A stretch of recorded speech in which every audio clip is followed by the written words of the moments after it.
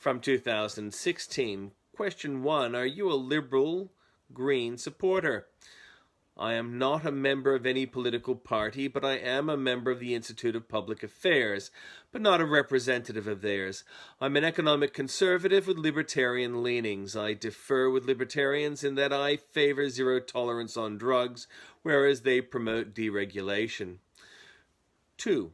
Would you say you are a conservative or progressive thinker? I'm an economic conservative and classically liberal, except on opposition to religion, so I prefer small government, individual rights that allow freedom. I despise censorious progressives that abuse the word to be regressive in extremist green-red fashion. 3. What changes would you like to see in our greater city of Dandenong? Cut red tape for business, employ more young people with growing small business, better public transport facilities and vectors, more car parks for businesses, appropriate spaces for worship, compare with New Life, needs a home, improved planning without the infrastructure faux pas council created in the past, where housing estates are denied internet access. Over the past 24 months, I've approached the local police regarding speeding vehicles on Bloomfield Road in Keysborough. This is a message that was sent to me. We had a number of near fatalities on this road due to excessive speeding. Every night, without fail, we have speedsters hit in excess speeds of 120 kilometers per hour. Please note there's a kindergarten on this road, and I can assure you that there are vehicles traveling well over the speed limit during the day. I've raised this issue with the local authorities a number of times, and the responses always appear to be the same request, to have council install speed traps, humps. I've approached the council a number of times, and my request for speed traps and speed humps have fallen on deaf ears. How will you address this issue? What measures can you promise to put in place to prevent this from occurring? Please note my parents also live on this road, and they are looking to me to advise them who to vote for come the 22nd of October. There are two ways of addressing this as I see it. Physical barriers will obstruct the flow of traffic and seem inappropriate. The alternative is policing. The problem with that is Victoria's government, run by Dan Andrews, has placed restrictions on police from doing their duty. That does not mean nothing can be done. Council could act if Council had appropriate statistics. One thing I think effective is CCTV. Council can set up appropriate area surveillance and can save the material for research purposes for a set time before analyzing it and destroying it. I suggest you put a proposal like that before new Council. Publicly, there is no need to mention your company or business. You have every right as an individual to campaign for safety of your loved ones and the community. I would point out that the issue you raise is ancient. Horse and buggy were once claiming a terrible toll on the community. The husband of Marie Curie was killed in a road accident. U.S. Grant confessed he exceeded safety laws as a young man. Speeding is not of itself solely the factor of all accidents. We don't want kids stealing cars and joyriding either. We don't want criminals stealing cars and committing other crimes.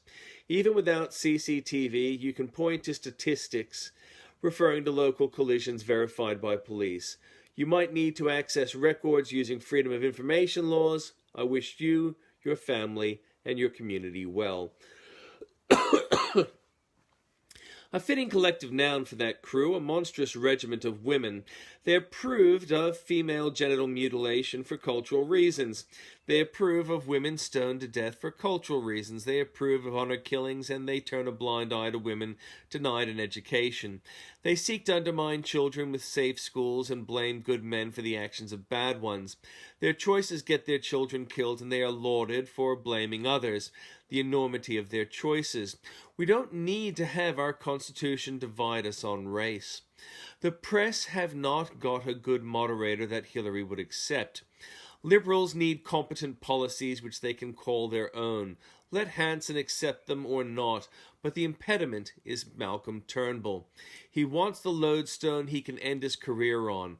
He isn't looking for good policy to promote the party or Australia. Max Walker died too young, but he lived a blessed good life. Heaven has an excellent seam bowler added to her arsenal, and in the evenings he can entertain with riveting stories. Michael Moore admits that Hillary has lost all credibility in the eyes of voters, but he bizarrely still claims she speaks the truth. As nice as it sounds, it won't happen. I think it better to address the issue of Islamic extremism. I think Islamic leaders who support extremism should be incarcerated until Islamic extremists stop killing others. That would be a workable solution. Under Islamic customs, it is considered cleaner to cut off their genitals without anesthetic. They do it to their female children, so I should apply to their young men. I guess that last bit is not acceptable under Australian laws. Anyways, find Islamic leaders who have produced material supporting terrorism and jail them until the war on terror is over, or they recant publicly, and explain why they are still Muslim after having recanted terror. Actually, a better idea I call Sharia law. I understand they want that under Sharia law, any Muslim with terrorist sympathies must be sent back to the nation they support. Who wouldn't want that Sharia law? The entire state of South Australia is in blackout. Blame stupid anti-market policies combined with 40% renewable energy policy that has squeezed out old baseload generators, meaning little redundancy. Trying not to laugh, but geez, one more time, socialism doesn't work, from Andrew Cooper. It is just like Earth Hour imposed on the entire state of South Australia. They pay the highest wholesale price for their electricity of any Australian state. Also, they can starve plants to save the planet from... 3 years ago, Obama said the U.S. had killed Muslims. Now he wants the U.S. to house terrorists who kill Muslims.